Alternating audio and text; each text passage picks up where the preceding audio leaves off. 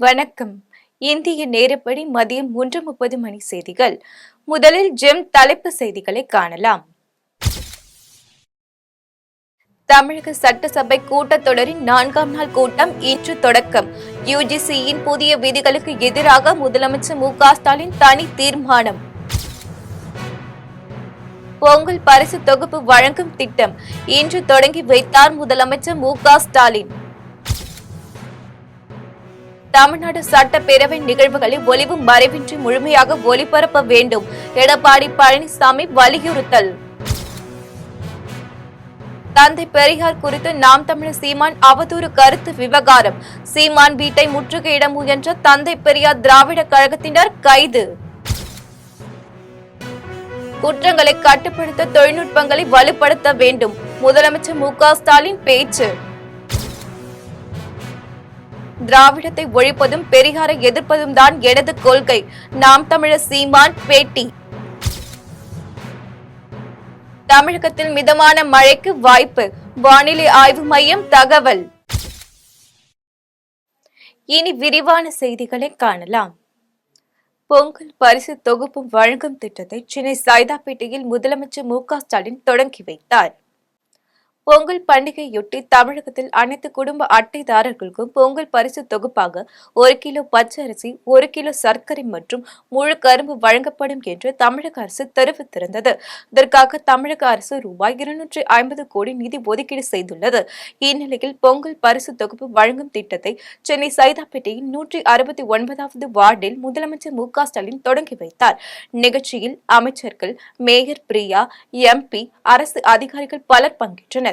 இதனையடுத்து பொங்கல் பரிசு தொகுப்பு தமிழகம் முழுவதும் இன்று முதல் 13ஆம் தேதி வரை விநியோகம் செய்யப்படும் என்று தெரிவிக்கப்பட்டுள்ளது. யுஜிசியின் புதிய விதிகளுக்கு எதிராக சட்டப்பேரவையில் முதலமைச்சர் மு.க.ஸ்டாலின் தனி தீர்மானம் கொண்டு வந்துள்ளார். சட்டப்பேரவையின் 4ஆம் நாள் கூட்டத்தொடர் தொடங்கிய நிலையில் யாரந்த சார் என்ற பேட்சுடன் அதிமுக எம்எல்ஏக்கள் சட்டப்பேரவைக்கு வந்தனர். அண்ணா பல்கலைக்கழக விவகாரத்தை கண்டித்து கருப்பு சட்டை அணிந்து பேரவைக்கு வந்தனர். மேலும் யுஜிசியின் புதிய விதிகளுக்கு எதிராக சட்டப்பேரவையில் முதலமைச்சர் மு.க.ஸ்டாலின் தனி தீர்மானம் கொண்டு வந்தார். இந்நிலையில் உறுப்பினர்களின் கேள்விக்கு அமைச்சர் துரைமுருகன், கே.என். நேரு பதிலளித்து வருகின்றனர். அப்போது ராயபுரம் சட்டமன்ற உறுப்பினர் கேள்விக்கு சட்டப்பேரவையில் அமைச்சர் கே.என். நேரு பதிலளித்தார். வடசென்னையில் கழிவுநீர் பிரச்சினைக்கு தீர்வு காண ரூபாய் 946 கோடியில் வடசென்னை வளர்ச்சி திட்டத்தின் கீழ் பணிகள் நடைபெற்று வருவதாகவும் 2026 வடசென்னை வளர்ச்சி திட்ட பணி முடிவு அடையும் என்று கூறியுள்ளார். தமிழ்நாடு சட்டப்பேரவை நிகழ்வுகளை ஒளிவு மறைவின்றி முழுமையாக ஒளிபரப்ப வேண்டும் என எடப்பாடி பழனிசாமி கூறியுள்ளார்.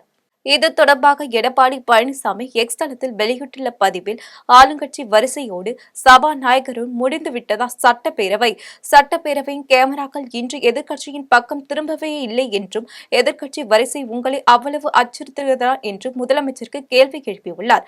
தமிழ்நாடு சட்டப்பேரவை நிகழ்வுகளை எவ்வித ஒளிவு மறைவும் இன்றி முழுமையாக மக்களின் குரலாக எதிர்க்கட்சியின் கருத்துக்களை மக்களுக்கு நேரடியாக ஒளிபரப்ப வேண்டும் என்று திமுக அரசை வலியுறுத்தியுள்ளார். குற்றங்களை கட்டுப்படுத்த தொழில்நுட்பங்களை வலுப்படுத்த வேண்டும் என்று முதலமைச்சர் மு.க.ஸ்டாலின் கூறியுள்ளார். சென்னை நந்தம்பாக்கம் வர்த்தக மையத்தில் தகவல் தொழில்நுட்பவியல் மற்றும் டிஜிட்டல் சேவைகள் துறை சார்பில் 2 நாட்கள் இமேஜின் டிஎன் தகவல் தொழில்நுட்ப உச்சி மாநாடு நடைபெறவுள்ளது. இந்த மாநாட்டை தமிழ்நாடு முதலமைச்சர் மு.க.ஸ்டாலின் இன்று தொடங்கி வைத்தார். பின்னர் விழாவில் உரையாற்றிய முதலமைச்சர் மு.க.ஸ்டாலின், தொழில்துறை வளர்ச்சியில் தமிழ்நாடு முன்னிலை மாநிலமாக திகழ்வதாகவும் 2021 14,927 இ-சேவை மையங்கள் இருந்த நிலையில் 2024 34,000 உயர்ந்துள்ளதாக, சென்னையில் பூங்காக்கள் உள்ளிட்ட 1204 இடங்களில் இலவச வைஃபை மையங்கள் நிரூபிக்கப்பட்டுள்ளதாக தெரிவித்தார். மேலும் இனி மக்களின் எல்லா பயன்பாடுகளும் டிஜிட்டல் வழியாகத்தான் இருக்கும் என்றும், குற்றங்களை கட்டுப்படுத்த தொழில்நுட்பங்கள் வலுப்படுத்த வேண்டும் என்றும் அவர் கூறினார். முற்றுகையிட முயன்ற தந்தை பெரியார் திராவிட கழகத்தினரை போலீசார் கைது செய்தனர். தந்தை பெரியாரை பற்றி நாம் தமிழர் கட்சி ஒருங்கிணைப்பாளர் சீமான் நேற்று அவதூறாக கருத்து பேசியிருந்தார். இதற்கு பல்வேறு தரப்பினர் கண்டனம் தெரிவித்தனர். இந்நிலையில் சென்னை நீலங்கரையில் உள்ள சீமான் வீட்டை முற்றுகையிடுவோம் என தந்தை பெரியார் திராவிட கழகம் சார்பில் தெரிவிக்கப்பட்டிருந்தது. அதன்படி தபேதிகவினர் 50க்கும் மேற்பட்டோர் நீலங்கரையில் உள்ள சீமான் வீட்டை நோக்கி சென்றனர். சீமான் வீட்டுக்கு செல்லும் பாதையில் 200 மீட்டருக்கு முன்பு பாரிகார்டுகள் அமைத்து தபேதிகவினர் தடுப்பு நிறுத்தப்பட்டனர். சீமானுக்கு எதிராக தபேதிக தேமுதிக பொதுச் செயலாளர் கோவை ராமகிருஷ்ணன் தலைமையில் முழக்கம் எழுப்பினர். அப்போது போலீசாருக்கும் போராட்டத்தில் ஈடுபட்டு வந்த தபதிகவினருக்கும் வாக்குவாதம் ஏற்பட்டது. இதனையடுத்து 50க்கும் மேற்பட்டோரை போலீசார் கைது செய்தனர். திருப்பதியில் கூட்ட நெரிசலில் சிக்கி உயிரிழந்த 6 பேரின் குடும்பத்தினருக்கு முதலமைச்சர் மு.க.ஸ்டாலின் இரங்கல் தெரிவித்துள்ளார். இது தொடர்பாக முதலமைச்சர் மு.க.ஸ்டாலின் வெளியிட்டுள்ள இரங்கல் செய்தியில், திருப்பதியில் ஏற்பட்ட கூட்ட நெரிசலில் தமிழகத்தை சேர்ந்தவர்கள் உட்பட அப்பாவி மக்கள் உயிரிழந்தது மிகுந்த வருத்தத்தை அளிப்பதாகவும், இந்த துரதிருஷ்டவசமான சம்பவத்தில் தங்கள் அன்புக்குரியவர்களை இழந்த குடும்பத்திற்கும் ஆழ்ந்த இரங்கல் என்று தெரிவித்துள்ளார். மேலும் காயமடைந்தவர்கள் விரைவில் குணமடைய விழைகிறேன் என தெரிவித்துள்ளார். பொங்கல் பண்டிகையொட்டி ஆம்னி பேருந்துகளின் கட்டணம் கிடுகிடுவென உயர்ந்துள்ளது. சென்னையில் இருந்து தமிழகத்தின் பல்வேறு பகுதிகளுக்கு செல்லும் ஆம்னி பேருந்துகளின் கட்டணம் கிடுகிடுவென உயர்ந்துள்ளது.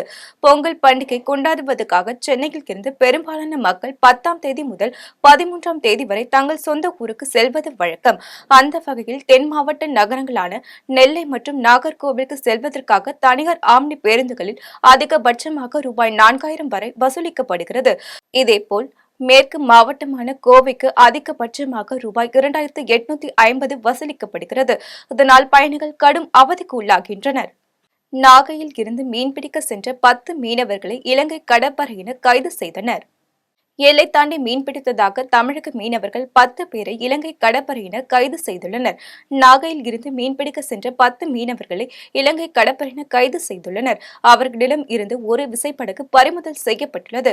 காரைநகரில் கைது செய்யப்பட்ட மீனவர்களை இலங்கை கடற்படை காங்கேசன் துறை முகாமிற்கு அழைத்து சென்றுள்ளது. மகா கும்பமேளாவையொட்டி திருவனந்தபுரம் பனாரஸ் இடையே சிறப்பு ரயில் இயக்கப்படுவதாக தெற்கு ரயில்வே அறிவித்துள்ளது. தெற்கு ரயில்வே வெளியிட்டுள்ள செய்திக்குறிப்பில், உத்தரப்பிரதேச மாநிலம் பிரியங்கராஜில் உள்ள திரிவேணி சங்கமத்தில் வருகின்ற 13ஆம் தேதி முதல் அடுத்த மாதம் 26ஆம் தேதி வரை மகா கும்பமேளா நடைபெறவுள்ளது. இதனையொட்டி திருவனந்தபுரம் பனாரஸ் இடையே கோவை வழியாக சிறப்பு ரயில் இயக்கப்படுகிறது. அதன்படி பிப்ரவரி 18 மற்றும் 25 ஆகிய தேதிகளில் பிற்பகல் 2 மணிக்கு திருவனந்தபுரத்தில் இருந்து புறப்படும் திருவனந்தபுரம் பனாரஸ் சிறப்பு ரயில் வியாழக்கிழமை அன்று இரவு 9:50 மணிக்கு பனாரஸ் நிலையத்தை சென்றடையும் என்றும், மறுமார்க்கத்தில் 21 மற்றும் 28 ஆகிய தேதிகளில் வெள்ளிக்கிழமை மாலை 6:05 மணிக்கு பனாரஸிலிருந்து புறப்படும் பனாரஸ் திருவனந்தபுரம் சிறப்பு ரயில் ஞாயிற்றுக்கிழமை அன்று இரவு 11:55 மணிக்கு திருவனந்தபுரத்தை சென்றடையும் என்று தெரிவித்துள்ளது. இந்த ரயிலானது கொல்லம், காயன்குளம், மாவேலிக்கரை, செங்கனூர், பாட்னா, மாணிக்பூர், மிஷாப்பூர் உள்ளிட்ட நிலையங்களில் நின்று செல்லும் என்று அதில் கூறப்பட்டுள்ளது.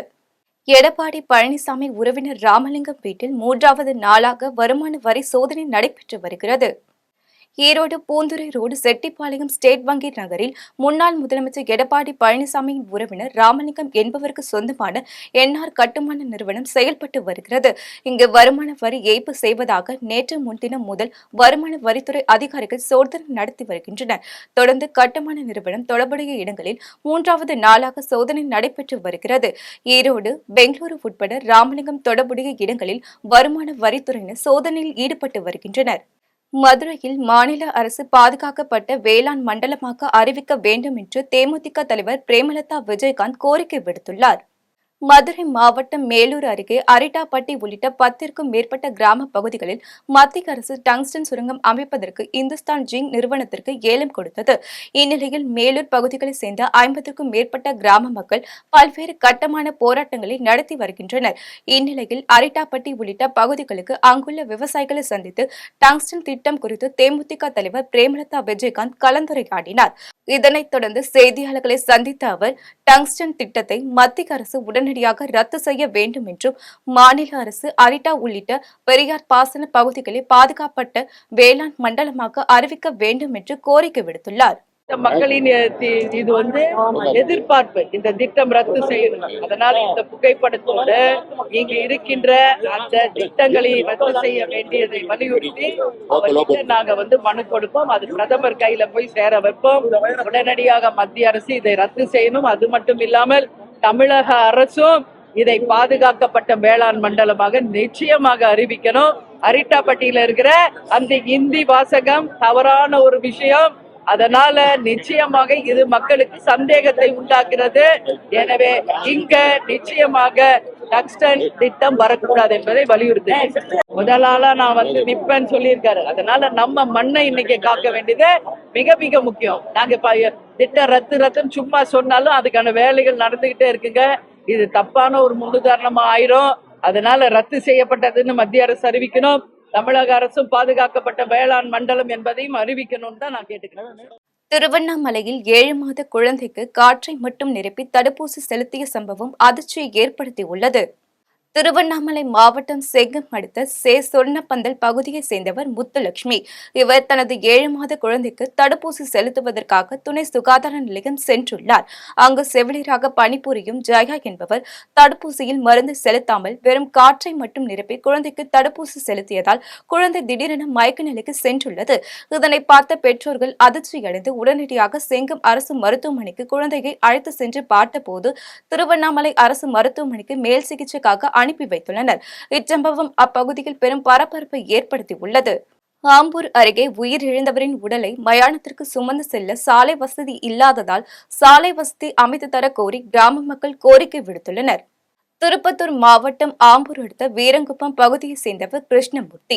இவர் திடீரென உடல்நிலை குறைவால் உயிரிழந்தார். இந்நிலையில் அவரின் உடலை அடக்கம் செய்ய உறவினர்கள் மற்றும் கிராம மக்கள் கிராமத்தின் அருகே உள்ள கிளை ஆற்றின் அருகே உள்ள மயானத்திற்கு கொண்டு சென்றனர். அப்போது சாலை வசதி இல்லாமல் கிளை ஆற்றில் செல்லும் வெள்ளத்தில் இறங்கி உயிரிழந்தவரின் உடலை சுமந்து செல்லும் அவல நிலை ஏற்பட்டது. இந்நிலையில் கிராமத்திற்கு மயான வசதி மற்றும் சாலை வசதி இல்லாததால் இதுபோன்ற அவல நிலை ஏற்படுவதாகவும் தமிழக அரசு மயான இடம் மற்றும் சாலை வசதி ஏற்படுத்தி தர வேண்டும் என்று கிராம மக்கள் கோரிக்கை விடுத்துள்ளனர். அம்பத்தூர் தொழிற்பேட்டை அருகே சொகுசு கார் திடீரென தீப்பற்றி எரிந்த சம்பவம் அப்பகுதியில் பரபரப்பை ஏற்படுத்தியது. சென்னையை சேர்ந்த பாண்டியன் என்பவர் வாடகை கார் ஓட்டுநராக பணியாற்றி வருகிறார். இந்நிலையில் கோயம்பேட்டில் இருந்து முகப்பேர் வரை செல்ல வாடிக்கையாளர் ஒருவர் புக் செய்ததை அடுத்து பாண்டியன் வாடிக்கையாளரை கோயம்பேட்டில் ஏற்றிக்கொண்டு முகப்பேரில் இறக்கிவிட்டு தேநீர் அருந்துவதற்காக சாலையோரம் காரை நிறுத்தியுள்ளார். இந்நிலையில் திடீரென காரில் இருந்து கரும்புகை எழுந்து கார் முழுவதும் தீப்பற்றி எரிய தொடங்கியது. இதுகுறித்து தகவல் அறிந்து விரைந்து வந்த தீயணைப்புத் துறையினர் தண்ணீரை பீச்சியடித்து தீயை கட்டுக்குள் கொண்டு வந்தனர். இதுகுறித்து தகவல் அறிந்து வந்த போலீசார் வழக்கு பதிவு செய்து விசாரணை மேற்கொண்டு வருகின்றனர். தென்காசியில் திமுக சார்பில் நடைபெற்ற நிர்வாகிகள் ஆலோசனைக் கூட்டத்தில் பல்வேறு தீர்மானங்கள் நிறைவேற்றப்பட்டது. தென்காசி அருகே உள்ள குத்துக்கல் வலசை மறுமலர்ச்சி திமுக மாவட்ட அலுவலகத்தில் நிர்வாகிகள் ஆலோசனைக் கூட்டம் நடைபெற்றது. வடக்கு மாவட்ட அவைத்தலைவர் செல்வ சக்திவேல் தலைமையில் நடைபெற்ற கூட்டத்தில் மாநில துணை பொதுச் செயலாளர் கிமு ராஜேந்திரன் உள்ளிட்டோர் சிறப்பு அழைப்பாளர்களாக கலந்து கொண்டு சிறப்புரையாற்றினர். கூட்டத்தில் கட்சி வளர்ச்சி குறித்தும் புதிய உறுப்பினர்கள் இணைப்பது குறித்தும் வரும் தைப்பொங்கல் அன்று ஒன்றிய நகர பேரூர் கழகங்களில் கட்சி கொடி ஏற்றுவது குறித்தும் ஆலோசனைக்கப்பட்டது. இதனைத் தொடர்ந்து ரூபாய் 4 கோடி பணத்தை வரும் நிதிநிலை அறிக்கையில் ஒதுக்கி இத்திட்டத்தை தொடங்க பொதுப்பணித்துறையும் அரசும் உரிய நடவடிக்கை எடுக்க வேண்டும். தூத்துக்குடி, நெல்லை, தென்காசி ஆகிய 3 மாவட்டங்கள் பயன்பெறும் வகையில் தூத்துக்குடி கொச்சி துறைமுகம் இணைப்பு ரயில் திட்டத்தை உருவாக்க ஒன்றிய ரயில்வே துறை நடவடிக்கை எடுக்க வேண்டும் என்பன உள்ளிட்ட பல்வேறு தீர்மானங்கள் கூட்டத்தில் நிறைவேற்றப்பட்டது. திருவெற்றியூரில் கேஸ் ஏஜென்சி குடோனில் பணி செய்பவரையும் தாக்கி அலுவலகம் மற்றும் மின்னணு பொருட்களை உடைத்து சேதப்படுத்திய நபரை போலீசார் கைது செய்தனர்.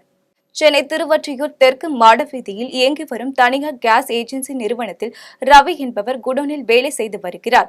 இந்நிலையில் அலுவலகத்தில் பணிபுரிந்த போது கத்தியுடன் வந்த கேஸ் டெலிவரி மேன் கோபி ரவியிடம் கேஸ் டெலிவரி செய்ய தனக்கு தனியாக ஏரியா ஒதுக்க கேட்டு அவதூறாக பேசி கத்தியின் பின்புறத்தால் அவரை தாக்கியுள்ளார். மேலும் அலுவலகத்தில் இருந்த மின்னணு பொருட்கள் மற்றும் டேபிளை உடைத்து சேதப்படுத்திவிட்டு அங்கிருந்து தப்பி சென்றுள்ளார். இதுகுறித்து ரவி அளித்த புகாரின் பேரில் போலீசார் வழக்கு பதிவு செய்து கோபியை கைது செய்து திருவொற்றியூர் நீதிமன்றத்தில் ஆஜர்படுத்தி புழல் சிறையில் அடைத்தனர். விருதாச்சலத்தில் பொங்கல் மற்றும் திருவள்ளுவர் தினத்தையொட்டி தனியார் பள்ளியில் மாணவ மாணவிகளுக்கு திருக்குறள் திறன் போட்டி நடைபெற்றது. விருதாச்சலம் மாவட்டத்தின் தனியார் பவுண்டேஷன் மற்றும் கலை பண்பாட்டு மையம் சார்பில் தனியார் மேல்நிலைப் பள்ளியில் பொங்கல் மற்றும் திருவள்ளுவர் தினத்தையொட்டி மாணவர்களுக்கு திருக்குறள் திறன் போட்டி நடைபெற்றது. டாக்டர் கே சுரேஷ் கல்வி குழும நிறுவனம் கே சுரேஷ் தலைமையில் நடைபெற்ற போட்டியில் உலக திருக்குறள் கூட்டமைப்பு தலைவர் ஞானமூர்த்தி, தமிழ்நாடு தனியார் பள்ளிகள் சங்க மாவட்ட செயலாளர் ராஜமோகன் உள்ளிட்டோர் சிறப்பு விருந்தினராக கலந்து கொண்டு சிறப்புரையாற்றினர். இதில் திருக்குறள் ஓவிய போட்டி, இசை வடிவ திருக்குறள் உள்ளிட்ட போட்டிகள் ஏராளமாக ஏராளமான மாணவ மாணவிகள் கலந்து கொண்டனர். போட்டியில் வெற்றி பெற்ற மாணவ மாணவியர்களுக்கு பரிசுகள் வழங்கப்பட்டது. இதில் பள்ளி ஆசிரியர்கள், மாணவ மாணவிகள், பெற்றோர்கள் உள்ளிட்ட பலர் கலந்து கொண்டனர். இந்த நிறுவனத்திலே மிக சிறப்பாக முன்னாலே சொன்னதை போல இந்த சிபிஎஸ்இ பள்ளியிலே பெரும்பாலும் ஆங்கில போதனைகள் தான் இருக்கும். ஆனால் திருக்குறளை முன்னிலைப்படுத்தி திருக்குறளை ஒப்பிக்கக்கூடிய ஒரு விழாவும் பொங்கல் விழாவும் இந்த பள்ளியிலே தமிழகத்திலேயே முதலாக நடத்தி இருக்கிறார்கள். அதற்காக இந்த பள்ளிக்கு நான் பாராட்டுதலை உலக திருக்குறளை கூட்டத்திலே இன்றைக்கு தமிழகம் முழுவதும் இருக்கக்கூடிய பள்ளிகளிலே இது போன்ற போட்டிகள் நிறைய நடைபெற்றுக் கொண்டிருக்கிறது. வெளியிலேயும் தனியார் பள்ளிகள், அரசு பள்ளிகளிலே எல்லாம் நடத்துகிறார்கள். ஆனால் சிபிஎஸ்இ பள்ளியிலே நடத்தக்கூடியது இதுதான் முதல் நிகழ்வு. இதை போல மற்ற பள்ளிகளும் நடத்த வேண்டும். திருக்கழுக்குன்றம் பேரூராட்சி சார்பாக சமத்துவ பொங்கல் விழா சிறப்பாக கொண்டாடப்பட்டது. செங்கல்பட்டு மாவட்டம் திருக்கழுக்குன்றம் பேரூராட்சி சார்பாக சமத்துவ பொங்கல் விழா பேரூராட்சி மன்ற தலைவர் யுவராஜ் தலைமையில் நடைபெற்றது. விழாவில் பேரூராட்சி மன்ற ஊழியர்கள் மற்றும் தூய்மை பணியாளர்கள் ஒன்றிணைந்து புது பானையில் பொங்கலிட்டு பொதுமக்களுக்கு வழங்கினர். இதனைத் தொடர்ந்து தூய்மை பணியாளர்களுக்கும் பேரூராட்சி மன்ற ஊழியர்களுக்கும் புத்தாடை மற்றும் பொங்கல் பரிசு வழங்கி கௌரவிக்கப்பட்டது. விழாவில் பேரூராட்சி மன்ற செயலர் அலுவலர் லதா மற்றும் அலுவலர்கள் பலர் கலந்து கொண்டனர். செஞ்சி மஸ்தானுக்கு மீண்டும் அமைச்சர் பதவி வழங்க வேண்டும் என சர்வதேச இந்திய கிறிஸ்தவ திருச்சபை GCCI சினாட் கவுன்சில் கூட்டத்தில் தீர்மானம் நிறைவேற்றப்பட்டது. ராணிப்பேட்டை மாவட்டம் அரக்கோணம் அடுத்த ஆட்டுப்பாக்கத்தில் சர்வதேச இந்திய கிறிஸ்தவ திருச்சபையான GCCI சினாட்டில் 52வது கவுன்சில் கூட்டம் பிரதம பேராயர் டாக்டர் VS ஐச்சக் ஐயா தலைமையில் நடைபெற்றது. கூட்டத்தில் சிறுபான்மை கிறிஸ்தவர்களுக்கு 10.5% தனி இட ஒதுக்கீடு வழங்க வேண்டும், செஞ்சி மஸ்தானுக்கு மீண்டும் அமைச்சர் பதவி வழங்கிட வேண்டும் என்பன உள்ளிட்ட 17 தீர்மானங்கள் நிறைவேற்றப்பட்டது. கூட்டத்தில் தமிழ்நாடு, ஆந்திரா, கர்நாடகா, கேரளா உட்பட பல்வேறு மாநிலங்களில் இருந்து வந்திருந்த பேராயர்கள், போதகர்கள் என ஏராளமானோர் கலந்து கொண்டனர். உளுந்தூர்பேட்டை வட்டார போக்குவரத்து மற்றும் போக்குவரத்து காவல்துறை சார்பில் தலைக்கவசம் அணிவதன் அவசியம் குறித்த இருசக்கர வாகன விழிப்புணர்வு பேரணி நடைபெற்றது. கள்ளக்குறிச்சி மாவட்டம் உளுந்தூர்பேட்டையில் வட்டார போக்குவரத்து துறை மற்றும் போக்குவரத்து காவல்துறை சார்பில் தலைக்கவசம் அணிவதன் அவசியம் குறித்தும் சாலை பாதுகாப்பு விதிகள் குறித்தும் விழிப்புணர்வு வாகன பேரணி நடைபெற்றது. பேரணிக்கு உளுந்தூர்பேட்டை காவல்துறை துணை கண்காணிப்பாளர் பிரதீப் தலைமையேற்று கொடியசைத்து பேரணியை துவக்கி வைத்தார். பேரணிக்கு வட்டார போக்குவரத்து ஆய்வாளர் ராஜ்குமார் மற்றும் போக்குவரத்து காவல் ஆய்வாளர் முத்துக்குமார் ஆகியோர் முன்னிலை வகித்தனர்.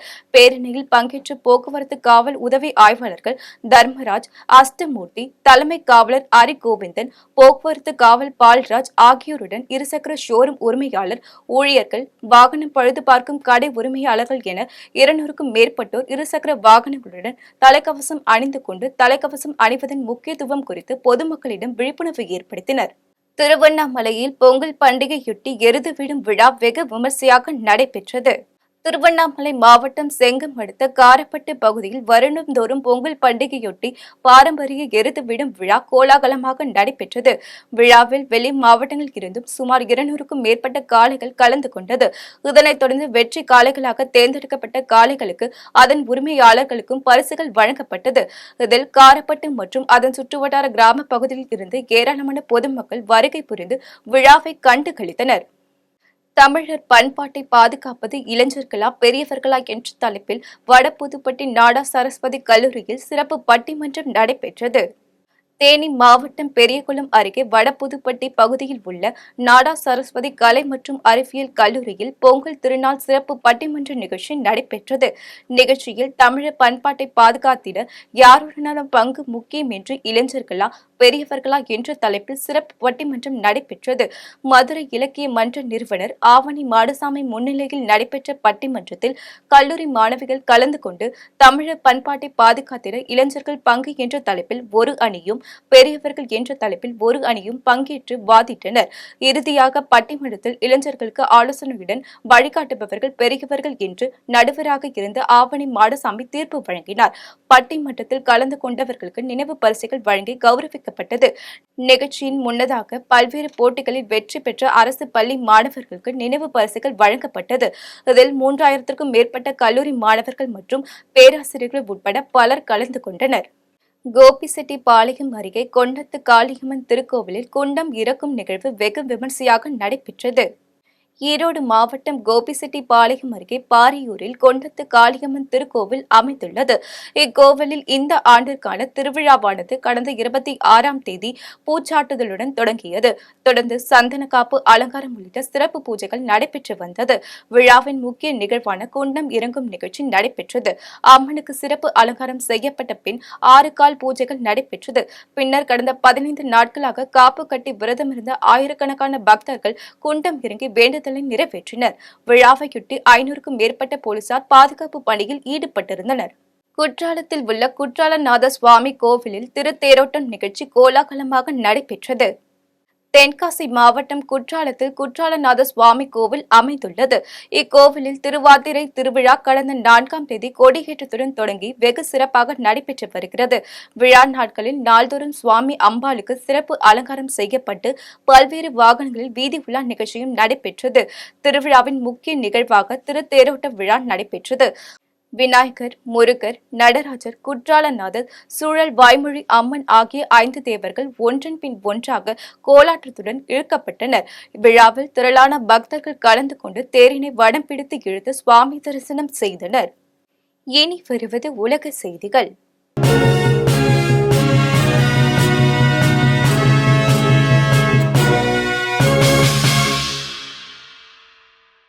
உக்ரைன் மீது ரஷ்யா நடத்திய ஏவுகணை தாக்குதலில் 13 பேர் உயிரிழந்துள்ளனர். உக்ரைன் ரஷ்யா இடையே இன்று 1050வது நாளாக போர் நடைபெற்று வருகிறது. இந்த போரில் ஆயிரக்கணக்கானோர் உயிரிழந்துள்ளனர். போரை நிறுத்த பல்வேறு நாடுகள் மேற்கொண்ட முயற்சிகள் தோல்வியடைந்தன. போர் தொடர்ந்து நீடித்து வரும் நிலையில் இரு நாடுகளும் தொடர்ந்து தாக்குதல் நடத்தி வருகின்றன. இந்நிலையில் உக்ரைனின் ஜஃபோரியா மாகாணத்தில் ரஷ்யா ஏவுகணை தாக்குதல் நடத்தியது. இந்த ஏவுகணை தாக்குதலில் 13 பேர் உயிரிழந்தனர். மேலும் 30 பேர் படுகாயமடைந்துள்ளனர். இனி வருவது தங்கம், வெள்ளி விலை மற்றும் பங்குச்சந்தை நிலவரம்.